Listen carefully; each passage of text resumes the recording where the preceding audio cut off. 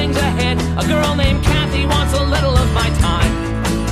6 cylinders underneath the hood, crashing and kicking. Ah, listen to the engine whine. I am gonna make it through this year. If it kills me, I am gonna make it through this year. If it kills me.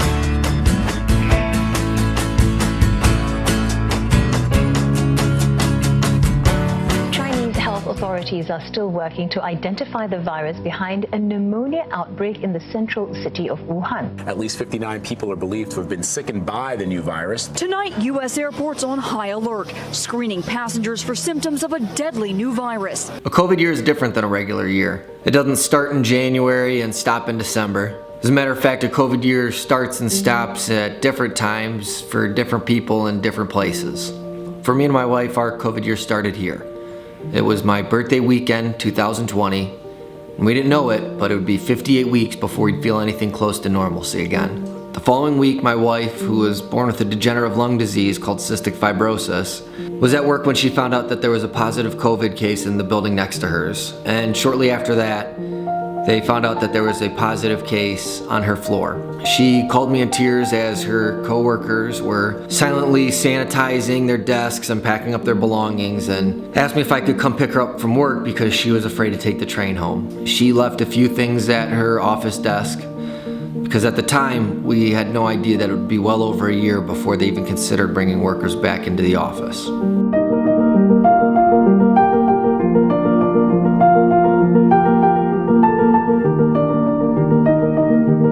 Having a high-risk wife, there was a lot of fear at the beginning of the pandemic.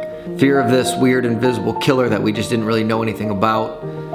Fear of long-term health effects if she caught the virus, and fear of death.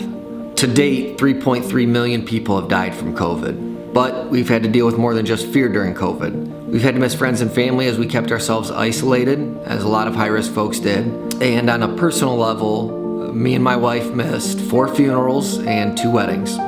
The funerals were hard. They included my cousin, my great uncle, my writing mentor here in Chicago, and my godfather. But people are resilient, and every chapter has to end and a new one always begins.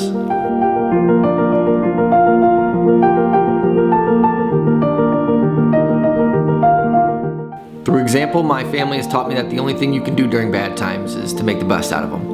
I couldn't go to my sister's wedding? Fine, I'll watch it on Zoom. I can't go to the gym? Okay, I'll run. I can't see my friends? Alright, we'll FaceTime. So me and my wife buckled up and made the best of things.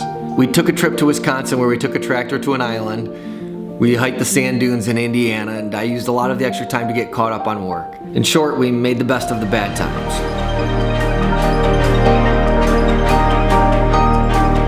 It's hard to say exactly when things will get back to normal.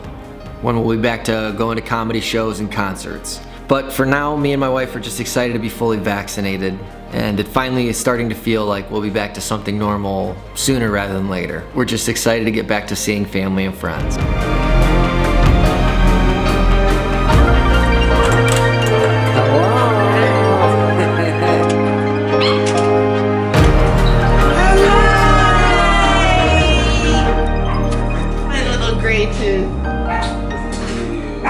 It is great, it is. Hi.